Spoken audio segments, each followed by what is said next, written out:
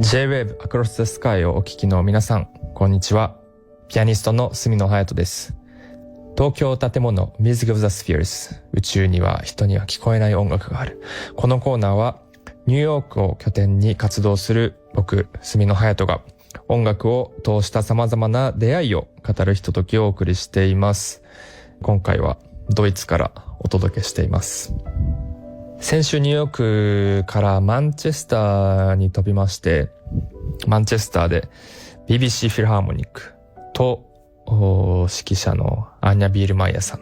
とコンサートがありました。マンチェスターに行くのは初めてでしたね。イギリスだとロンドンとグラスゴーは行ったことあったんですけど、マンチェスターは初めてで、とっても素敵な街でした。と言ってもほとんど練習場かホテルかホールにいるんですけど、なんか割とロンドンに比べると小柄な街で、街並みも古き良きという感じで良かったですね。びっくりしたのは、そのコンサートのステージマネージャーの方々がなんかみんな日本語を僕に喋ってくれる。なんか昔日本に行ったことあるんだよとか、日本語勉強してるんだよとか言ってね、なんか3人ぐらいがね日本語を喋ってくれて、なかなかあんまりないんですけど、そんなにこう積極的にたくさんの人が僕に日本語で話しかけてくれるというのは、なんかたまたまなのかマンチェスターで日本語がいけてるのかちょっとわかんなかったですけど、嬉しいもんですよね。で、何が嬉しいかというとね、今回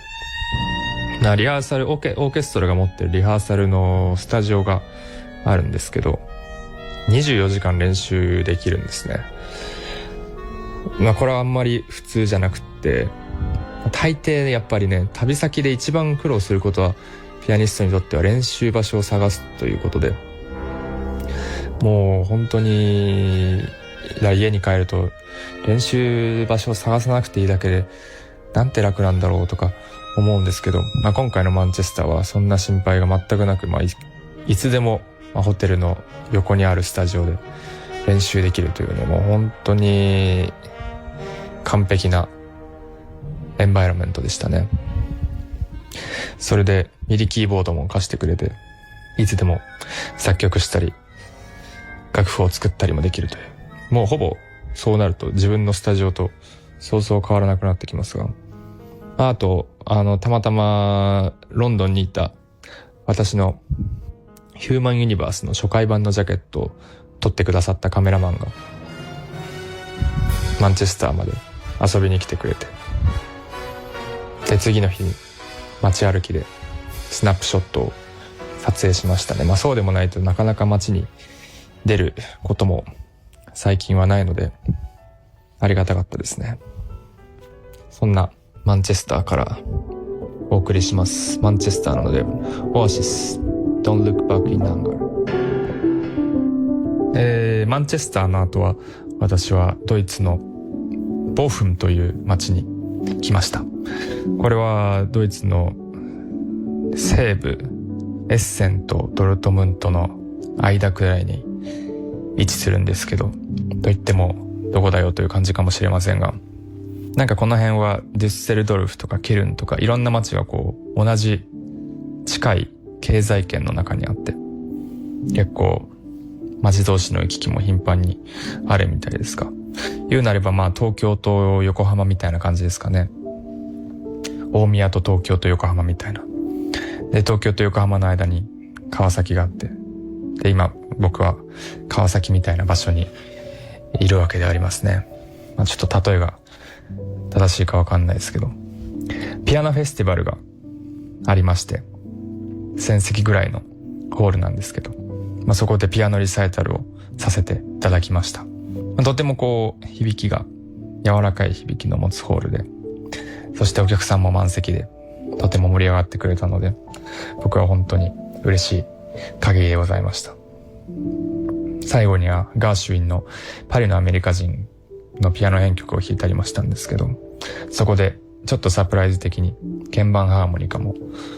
持ってきたりして、そんな楽しみもありました。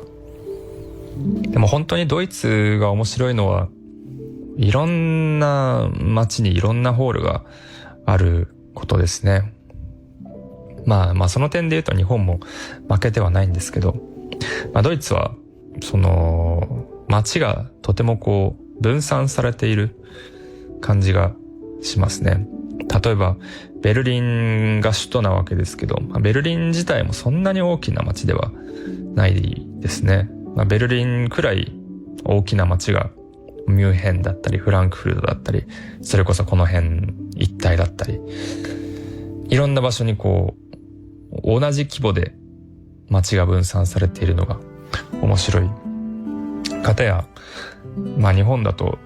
やっぱり東京は圧倒的に大きいですからね。いろんな街はもちろんありつつも、一極集中型と言えるんでしょうけど、日本の方が。でも東京はものすごい街ですねというのは、僕が旅する中で旅をすればするほど感じるんですけど、まずあれだけ大きい街というのは世界を見てもほとんどないわけでありまして、非常に巨大な街、東京とか千葉とか埼玉とか神奈川とかを全部含めてる首都圏で考えてますけど、そういったことは本当になかなかない上に、これだけこう交通網が整理されているというのはもう本当に奇跡に近いと言っても過言ではないのではないかと思います。例えばニューヨークとかパリとかね、本当に渋滞がひどいですし、地下鉄もなんか